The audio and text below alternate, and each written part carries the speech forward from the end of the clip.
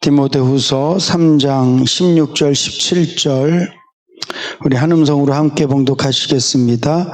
모든 성경은 하나님의 감동으로 된 것으로 교훈과 책망과 바르게 함과 의로 교육하기에 유익하니 이는 하나님의 사람으로 온전케 하며 모든 선한 일을 행하기에 온전케 하려 함이니라. 아멘. 할렐루야. 이렇게 교회에 어른이 계시다는 것은 참 행복하고 유익한 일입니다. 당연히 아이들도 있어야 되지만 물론 저희 교회는 아이들보다는 어른들이 훨씬 더 많으시지만 이렇게 어른이 계시다라는 것, 다른 말로 하면 우리보다 인생을 먼저 살아보신 분이 계시다는 것, 특별히 믿음으로 인생을 살아내신 분들이 우리 앞에 있다라는 것은 이게 얼마나 큰 은혜며 복인지 알 수 없습니다. 저는 우리 이성희 권사님이나 서금자 권사님, 이경혜 권사님, 또 우리 김덕수 장로님이나 김연환 장로님, 이렇게 연세 높으신 분들이 어렵고 힘든 많은 역경들을 통해서도 믿음을 지키고 저들의 그 삶 속에 믿음의 고백들이 있는 삶을 갖고 이렇게 함께 신앙생활을 할 수 있으시다는 게 얼마나 좋은지 몰라요. 그래서 여러분들이 아이들은요, 격려하셔야 돼요. 그러니까 우리 교회 어린이 꼬맹이들이 막 떠들고 뭐 좀 잘 못해도 애들은 계속 격려해야 돼. 그리고요, 어른들한테는 자꾸 여쭤봐야 돼요. 우리가 인생을 살면서 뭐 지금 내가 당하는 고난들이 어렵고 힘들어요. 근데 우리 이성희 권사님이나 서금자 권사님이 살아오신 그 인생 속에 힘든 거는 우리가 비교도 할 수 없는 일들이거든요. 그 일제시대를 지나고 또 6.25를 지나고 그런 그 우리나라의 그 급변하는 어려움들과 급변하는 상황 속에서 믿음을 지키면서 하신 분들이 우리 교회에 많이들 계시잖아요. 이런 분들이 계실 때 우리가 그분들의 어떤 지혜로운 말씀, 믿음의 고백들을 통해서 용기를 얻고 힘을 얻을 수 있는 줄로 믿습니다. 예배 시간이긴 하지만 제가 예배 때 박수 치는 거 별로 안 좋아하는데 우리 연세 드신 분들을 위해서 우리 박수로 한번 격려했으면 좋겠습니다. 감사합니다. 네, 이성희 권사님도 감사하고 서금자 권사님 감사하고 이경혜 권사님 감사하고 네, 김덕수 장로님, 김연아님 정말 감사합니다. 네. 앞으로도 더 건강하게 이렇게 계시면서 이렇게 더 우리 믿음의 후짐들에게, 후배들에게, 인생의 후배들에게 예수를 믿으면 하나님이 결국은 도우신다, 결국은 하나님이 하신다라는 것들을 이렇게 보여주실 수 있기를 간절히 부탁을 드립니다. 지난번에 서은영 권사님 그 말씀 하시더라고요. 우리 권사님도 지금 이렇게 얼굴을 보면 뭐 인생을 하나도 뭐 힘든 것도 없이 편안히 사셨던 것처럼 보이지만 힘든 적이 있으셨거든요. 그때 김영란 장로님이 하셨던 말씀들이 되게 힘이 많이 됐대요. 좋아진다, 기다려라. 진짜 위로를 많이 받으셨대. 근데 또 지난주에 보니까 우리 그 3년 전대가 서은영 권사님하고 같이 이렇게 식사하면서 권사님이 하신 얘기들, 하나님이 하신 이야기들을 들을 때 또 우리 마음속에 그런 부분도 도전이 되지 않습니까? 그래서 서로 이게 끌고 땡기고, 그래서 우리 연세 높으신 우리 권사님들, 내가 뭐 교회 내가 뭐 아무 일도 못하는데 내가 뭘 어떻게, 나는 그냥 꺼다놓은 보리 자루고 나는 쓸모도 없고, 아니에요. 그냥 우리 연세 드신 분들은 삶이 보배예요. 삶이 보배야. 뭘 자꾸 하려고 그러지 마시고 여러분들의 인생이 이미 보화예요. 보화. 후배들이 봤을 때, 목사인 제가 봤을 때 우리 장로님들 보면 진짜 귀하고 좋다. 우리 권사님들 뵈면 좋다, 진짜 감사하다, 도전이 되고. 그러니까 그냥 연세 드신 분들은 살아계신 게 그냥 보배예요. 보배. 그래서 우리 꼬맹이들은 그냥 그 까불까불하면서 그냥 그러게 막 꿈이 보배. 걔들은 걔들은 앞으로 뭐가 될지 모르잖아요. 뭐 서유리도 그렇고 뭐부터 더 어린 아이들까지 막 다 보배야. 그게 막 꿈이 보배고, 우리 연세 드신 분들은 이제 무슨 뭐 꿈이 있어요. 그냥 이렇게 살다가 주님 만나지 이제 그런 건데, 여러분들이 이미 살아온 날들이 보배예요. 살아온 날들이 보배. 그러셔서 우리 교회가 연세 드신 분들을 더, 이제 뭐 다 연세 드신 분들이라 더 잘 섬기도록 할 테니까요. 힘내시고, 그냥 나는 이내교회 내가 있는 것만으로도 내가 하나님께 영광되고 성도들에게도 힘이 된다, 이렇게 생각하시고 더 건강하게 열심히 살아주시기를 바랍니다. 이경혜 권사님 아셨죠? 네, 이경혜 이성이, 이경혜 권사님, 이경혜 권사님한테 지금 얘기하는 거예요. 이경혜 권사님, 그 성가대 여기 앉아있는 게 그게 얼마나 그 이쁘고 아름다운 자리인데, 다 그냥 하나님께서 다 맞게끔 다 앉혀놓으신 거예요. 그래서, 뭐, 부족하기로 따지면 여기는 목사가 제일 먼저 목회를 그만둬야죠. 그렇지만 우리가 다 하나님 안에서 연세 드신 분들, 전 우리 그 권사님의 그 힘 있는 기도, 마이크가 지직거려도 육성이 막 그냥 쩌렁쩌렁 하신 게 너무 감사하고 좋습니다. 교회가 더 연세 드신 분들을 존중하고 사랑하고 존경하실 수 있기를 주님의 이름으로 부탁을 드립니다. 네. 예수를 믿는데 하나님의 말씀이 없다면 우리는 목적지가 없이 달리는, 결승점이 없이 달리는 운동선수와 같을 수밖에 없습니다. 하나님의 말씀이 없으면 마치 뼈대가 없는 그런 몸뚱아리와도 같습니다. 아무리 눈썹을 예쁘게 칠하고 그냥 별치장을 다해도 뼈가 없다고 생각해 보세요. 흐물흐물. 아무것도 아닌 거거든요. 아무리 열심히 달려도 막 뛸 때 물어봐요. 너 그렇게 열심히 땀내고 막 뛰는데 도대체 어디를 가는 거냐? 왜 뛰는 거냐? 그럴 때 몰라. 이렇게 말한다면 그보다 더 불쌍한 사람이 어디 있겠어요? 하나님의 말씀이 우리에게 주어지지 않았다면 예수 믿는 우리만큼 불쌍한 사람이 없어요. 왜냐하면 목적 없이 뛰는 거랑 똑같아요. 자기 생각대로 사는 거랑 똑같아요. 근데 하나님께서는 우리들에게 말씀을 주셔서 목적지를 정해 주셨고, 하나님께서 우리에게 말씀을 주셔서 우리의 인생에 뼈대를 세워주신 줄로 믿으시기 바랍니다. 근데 중요한 건 우리가 말씀을 안 본다는 거예요.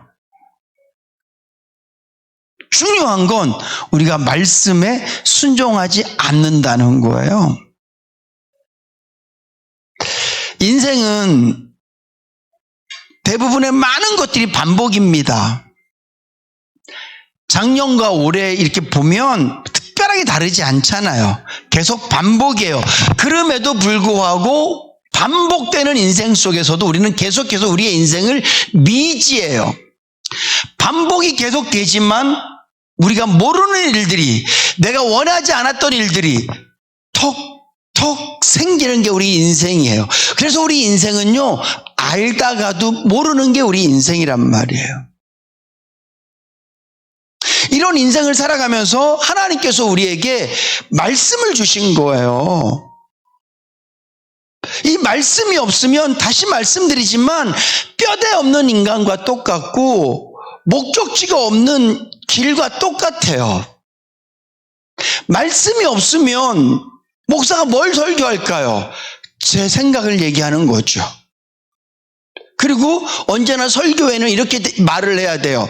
이거는 제 생각인데요, 꼭 맞지는 않을 수도 있어요. 인생을 조금 더 살아봐야 알 것 같아요. 아니요. 목사는 인생을 살아봐서 설교를 하는 게 아니라 하나님의 말씀을 붙들고 설교하는 거예요. 여러분들의 인생을 조금 더 살아봐야 아는 게 아니라 인생은 말씀으로 내 인생을 아는 거예요. 죽어봐야 내가 천국이 있는지 없는지를 아는 게 아니라 하나님의 말씀에 의지해서 천국을 안 가봤자 우리 천국이 있다고 믿는 거예요. 그래서 이 성경이 빠진 신앙은 없는 거예요. 신앙의 기초가 성경이라니까요. 예수를 뭐로 믿어요? 감정으로 믿습니까? 아니요. 예수는 말씀으로 믿는 거예요. 성경은 하나도 모르면서, 성경은 보지도 않으면서, 성경 말씀에 순종도 안 하면서 나는 목사입니다. 아마 내가 목사니까 난 주의 뜻대로 살고 있을 거예요. 땡! 내가 예수를 오래 믿어왔으니까, 옛날에 다 이렇게 했었으니까 내가 알고 있는 게 맞을 거예요. 아니라니까요. 저는 지금도 공부를 해요. 뭘 공부하냐고요? 성경을 공부해요, 제가. 왜냐하면 모르는 게 너무 많으니까. 때로는 우리 선배들로부터 잘못 알고 잘못 배운 게 너무 많으니까 끊임없이 공부를 해요. 그러면서 내가 그때 이걸 이렇게 설교했었는데 그게 조금 아주 틀리진 않았지만 하나님께서 원하시는 것과 조금 다를 수 있겠다. 끊임없이 공부하는 거예요. 왜냐하면 제 생각이 옳고 제 뜻이 옳고 우리 선배 목사님들이 옳고 누구 무슨 신학자가 옳고 그래서가 아니라 정말 성경이 뭘 갖고 얘기하는지, 성경의 배경이라든가 쓰여진 연대라든가 어떤 그런 여러 가지 역사적인 배경들을 봤을 때 이 말씀은 그렇게 해석하는 게 아니라 이렇게 해석해야 되는구나. 끊임없이 하나님의 말씀을 계속 공부하는 이유는 제가 지식을 누리기 위해서가 아니라 말씀이 생명이기 때문에 그런 거예요. 우리가 약을 먹으면 그 약의 효용, 그 다음에 먹는 방법, 또 횟수 정확히 읽고 보잖아요. 정확히. 왜냐하면 이 약은 나를 낫게 하는 거니까. 여러분 혹시 콜라, 사이다 마시면서 이걸 한 번에 몇 리터를 마셔야 되지? 하루에 몇 번 식후에 콜라를 마셔야 되나? 식전에 콜라를 마셔야 되나? 이런 거 따지고 혹시 콜라 마시는 분 계세요? 콜라를 아예 안 드시나? 음료수를, 여러분들이 좋아하는 음료수를 드실 때, 요거를 몇 시에 먹어야 되지? 누구한테 물어봐. 혹시 내가 먹는 이 음료수는 어떻게 먹어야 돼? 그런 사람 아무도 없어요. 그거 그냥 마셔도 그만이고 안 마셔도 그만이야. 근데 약은 먹어야만 나으니까 정확한 시간에 정확한 용법으로 우리가 먹잖아요. 마찬가지예요. 하나님의 말씀이 옛날 이야기, 그냥 무슨 스토리야. 그러면 대충 알아도 돼요. 비슷하게 알아도 돼요. 아니, 어떤 건 몰라도 돼요. 근데 이 하나님의 말씀은 우리의 생명인 줄로 믿으시기 바랍니다. 그래서 말씀은 정확히 알아야 돼요. 그래서 목사가 너무너무 중요해요. 그리고 요즘은요, 인터넷에 여러 가지 방법들을 통해서 여러분들이 얼마든지 성경을 공부할 수 있는 재료들이 얼마나 많은지 몰라요. 좀 공부 좀 하세요. 예? 유명한 요리사들이 하는 레시피만 공부하지 마시고, 이거는 이렇게 하면 맛있다더라, 저건 저렇게 하면 맛있다더라, 그런 음식 레시피만 공부하지 마시고, 죽을 때까지 배워야 돼. 맞아. 어쩜 이런 맛이 나지? 말고 성경도 좀, 하나님의 말씀도 좀 공부하시고, 구목사가 설교 잘못하고 설교를 잘못한다는 게 띄엄띄엄 설교하고 말도 좀 이상하고 우리 목사님은 유머롭지 않아. 우리 목사님은 왜 이렇게 그런 게 없지? 그런 게 아니라 하나님의 말씀을 잘못 가르치면 큰일 나는 거란 말이에요. 여러분들이 저를 그런 부분에서 여러분들이 알고 있어야지. 제가 모르고 일부러 고의로가 아니 모르고 설교할 때 여러분들이 목사님 건 좀 아닌 것 같은데요? 그렇게 해줘야지. 여러분, 이 하나님의 말씀은 정말 중요한 말씀이에요. 이 말씀이 우리의 생명이고요. 이 말씀이 우리의 보장이에요. 우리가 믿는 게 다 어디에 있습니까? 여기에 있는 거예요. 여기에. 에? 계약서대로 되는 거잖아요. 오늘 하나님께서 우리에게 이 성경 말씀을 통해서 계약하셨단 말이에요. 근데 우리가 이 계약서를 너무 안 봐. 너무 몰라. 더 중요한 것은 이 말씀대로 안 살아요.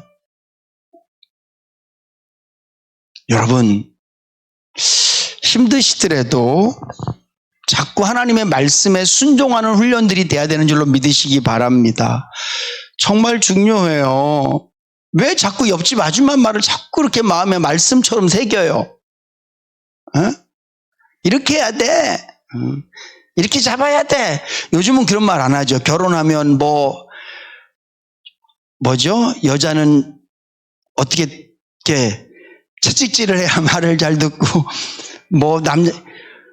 그게 막 옛날부터 내려오는 그런 말들이 그리고 왜 며느님들한테 벙어리 3년, 기머거리 3년, 성경에 없는 얘기는 제발 좀 하지 좀 마. 그런 거는 마음에 잘 새기면서 정말 우리가 따라가야 될 것은 하나님의 말씀인 줄로 믿으시기 바랍니다. 왜냐하면 우리는 하나님의 자녀이기 때문에 그래요. 오늘 이 본문 말씀에 있는 것처럼 모든 성경은 하나님의 감동으로 돼서 오늘 예수 믿는 사람들을 하나님의 자녀답게 만든다고요. 교훈도 하고 책망도 하고 의로 교육해서 우리를 하나님의 자녀답게 온전히 만들어가는 게 하나님의 말씀이에요. 그러니까 우리가 이 말씀을 계속 마음에 품고 이 말씀의 방향성에 대해서 우리가 알고 말씀의 영향을 받고 살아야 될 줄로 믿습니다. 여러분, 말씀의 영향을 받으면 나이가 들면 들수록 고집스러워지는 게 아니라 부드러워질 수밖에 없어요. 제가 잠깐 그런 말씀 금요일 날인가 드렸었는데 그 지난주 금요일 날 제가 이렇게 운전을 이렇게 쭉 하고 가는데 제가 길을 좀 잘못 들었어요. 그래서 깜빡이를 켜고 차선을 바꿔야 돼. 그 뒤에 딱 보니까 차가 가깝게 있지 않고 그래도 내가 깜빡이를 넣고 방향 지시등을 넣고 이렇게 들어오면 아무런 문제가 되지 않는 그런 거리에 있었어요. 그러고 난 다음에 제가 방향 지시등을 켜고 차선을 바꿨어. 그때 빡 누르더라고. 그래서 너무 갑자기 미안했어. 그래서 제가 비상등을 이렇게 켜주면서 죄송합니다. 이게 운전하는 사람들에게 다 이게 이제 통하는 말이니까 켰어요. 그리고 이제 좀 미안하다 이런 마음을 가졌어. 놀랬나? 그래도 거리가 그 정도면 괜찮을 것 같은데 혼자서. 근데 갑자기 옆에 차가 하나 쓰는 것 같아. 보니까 그 차가 쓴 거예요. 그러니까 따라와서 이렇게 쓰지는 않았고 따라온 거야 옆에. 근데 그 옆 차선 길이 뻥 뚫렸으니까 그냥 지나가면 되는데 안 가고 나랑 같이 속도를 맞춰서 가더라고. 그때 제가 확 올라왔어요. 내가 거리도 충분히 줬는데 깜빡이도 켰는데 미안하다고도 했는데 네가 내 옆에 지금 따라온다고? 그리고 창문을 쫙 내가 내렸어요. 내리면서 생각이 딱 난 거야. 잘못 내렸다. 왜냐하면 싸울 거면 끝까지 싸워야 되고 아니면 싸우지 말아야 되거든. 이 중간에 그만두는 게 얼마나 바보 같은 짓이에요. 내리면서 막 후회하는 거지. 괜히 내렸다. 근데 저기도 벌써 내리고 있어. 그러니까 웬만해서는 제 눈 보고 잘 안 내리거든요. 제 얼굴 보고. 제가 먼저 쫙 내리면 상대방이 저를 딱 보면 웬만해서는 안 내려요. 이게 얼마나 무섭게 생겨. 이성희 권사님, 제 얼굴이 무섭게 생겼죠? 그럴 줄 알았어. 그럼, 우리 권사님들은 제가 제일 잘생겼지 뭐. 딱 내리면 보통은 안 내려요, 진짜. 내려도 얼른 미안하다 그러고 가거든요. 근데 그 젊은 친구인데 딱 쳐다봐. 그래서 내가 이게 내가 무조건 잘못 내렸다. 내가 행동이 잘못했다는 얘기가 아니라 이게 내가 할 수 있는 게 아무것도 없잖아요. 내가 욕을 해요? 내려서 싸워? 하면 안 되잖아. 나중에, 예? 집사님 그러시면 안 돼요. 예. 어디 누구랑 싸우지 마세요. 지세요. 이제 장로님 사모님이신데. 근데 내리면서 이게 잘못했다. 우리 애들이요 크면서 저랑 길을 가면 누구를 만나도 애들이 두려워하지 않아요. 왜냐하면 자기들은 우리 아빠가 제일 센 줄 알거든. 아마 지금도 그렇게 생각할지도 몰라요. 근데 내리면 생각한 거야. 큰일 났다. 이거 어떡하지? 제가 나한테 세게 나오면 난 어떡하지? 이걸 못 참을 것 같은데. 그래서 내가 하여튼 그래도 내렸어. 근데 거기서 뭐라고 그러는 거야. 그래서 내가 미안하다고 했잖아요. 그랬더니만 욕을 하는 거야. 비상등만 켜면 다냐 그러면서.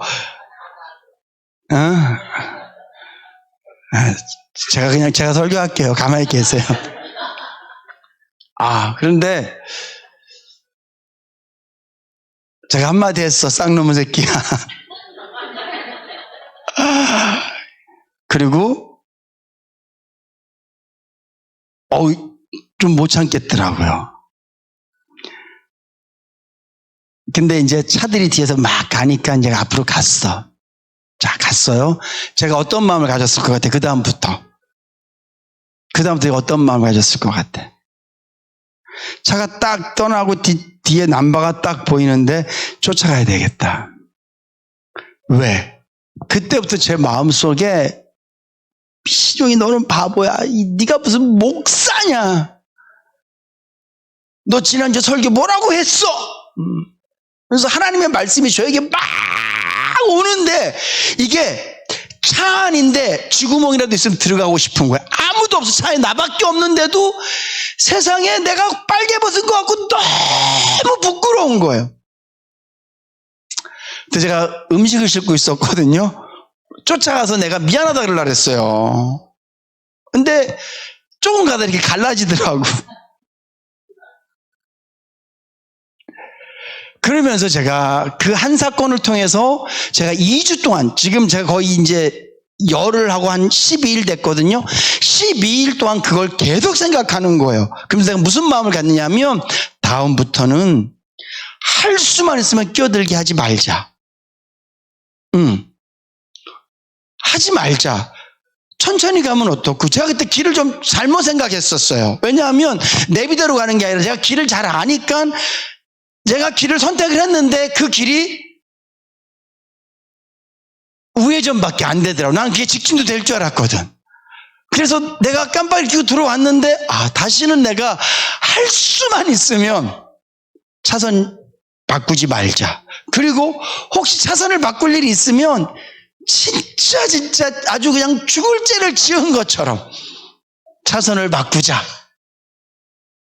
그리고 누구에게도 마음의 상처를 주지 않도록 최선을 다하자. 그리고 만약에 정말 이런 일이 또 생기면 창문을 내리면 무조건 미안하다, 잘못했다고 얘기를 하자. 진심으로. 왜 그럴까요? 하나님이 저에게 말씀하셨어요. 주의 말씀이 저에게 임한 거예요. 신용아, 거룩이야. 너 음식 배달 왜 하니? 내 하나님의 영광을 위해서 합니다. 그러면 모든 게 다 영광되도록 해. 여러분, 우리의 인생이 왜 살아가는 겁니까? 성경이 우리에게 뭐라고 얘기해요? 오늘 저와 여러분들은 내 자존심을 위해 세우게 사는 거 아니에요. 여러분 예수를 왜 믿어요? 여러분들 높이려고 예수 믿어요? 교회 오늘 왜 오셨어요? 인해교회 와서 딴 데 가면 나 자랑할 게 별로 없지만 나 그래도 교회 가면 나 좀 뽐낼 거 있어. 딴 데 가면 다 나보다 많이 배운 사람들이야. 나 교회 가면 내가 좀 나. 딴 데 가면 나보다 다 돈 많은 사람들. 우리 인해교회 가면 다 좀 가난한 것 같고 좀 나. 우리 그러려고 교회 온 거 아니잖아요.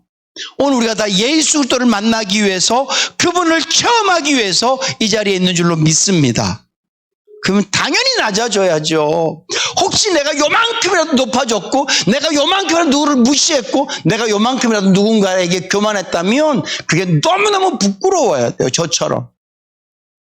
그래서 하나님의 말씀이 나를 이끌기 때문에 나에게 어떤 상황이 생기면 상황이 생길수록 악이 받치고 독이 생기고 사람이 점점 더 거칠어지고 다시는 안 당할 거야, 내가 다시는 그러나 봐라, 그런 마음이 생기는 게 아니라 내가 더 낮아져야 되겠구나, 내가 다른 사람하고 충돌할 일은 아예 만들지 말아야 되겠구나, 나는 여전히 연약하구나, 내가 아무리 목사가 돼도 조금만 상황이 생기면 나도 모르게 내가 불끈불끈 올라오는구나. 그러면 난 뭐 해야 돼요? 그런 상황을 만들지 알기 위해서 최선을 다해야 되겠구나. 그리고 혹시 그런 일이 생기면 너는 몇 살이고 뭐 어쩌고 그런 거 따지지 말고 내가 무조건 잘못했습니다, 진심으로. 이게 성도이지 않겠습니까? 예수를 오래 믿은 사람들이 한국 교회가 뭐 교회 역사가 지금 뭐 100몇 년 그러면요, 사실은 그 연수대로 따지면 우리 한국 교회 성도들은 거의 다 예수님 돼 있어야 돼요. 근데 여러분들도 보시다시피 예수를 믿어도 똑같이 싸우고 똑같은 마음을 갖고 똑같이 마음에 독을 품고 어떤 일이 생기면 너는 언젠가는 한 번은 반드시 복수하리라, 언젠가는 내가 뭔 갚아주리라, 그러고 살아간단 말이에요. 왜 그래요? 말씀이 그 사람을 끌지 않기 때문에 그래요. 하나님의 말씀이 우리의 인생을 인도하면 우리는 매일매일 하나님 보시기에 순한 양처럼 바뀌어져 갈 줄로 믿으시기 바랍니다. 우리는 자꾸 상황이 바뀌라고 기도하잖아요. 하나님, 내 남편이 바뀌게 해주세요, 내 아내가 바뀌게 해주세요, 이 나라와 민족이 바뀌게 해주시고, 물론 그 기도도 해야 돼요. 근데 더 중요한 거 따라합시다. 내가 바뀌어야 된다. 내가 바뀌어야 돼요. 어떻게 내가 바뀌어야 돼요? 하나님의 말씀으로 내가 바뀌어야 되는 줄로 믿으시기 바랍니다. 이게 예수 믿는 거예요. 나는 못해요. 그럼 예수 못 믿어요, 여러분. 그래서 주님이 말씀하세요. 어떤 사람이 전쟁을 하는데 적군이 예를 들면 10만 명이 와요. 나는 2만밖에 없어. 그럼 우리는 뭐 해야 돼요? 계산해야 돼요. 싸워서 이길 수 있을까 없을까? 그래서 내가 싸워서 이길 수 없다면 뭐 해야 돼? 가서 화친해야 돼. 집을 짓는 사람이 견적이 얼마쯤 나오는데 내가 가진 돈이 이거밖에 없어. 그럼 내가 집을 지을지 말아야 될지에 대해서 우리가 계산해 봐야 되거든요.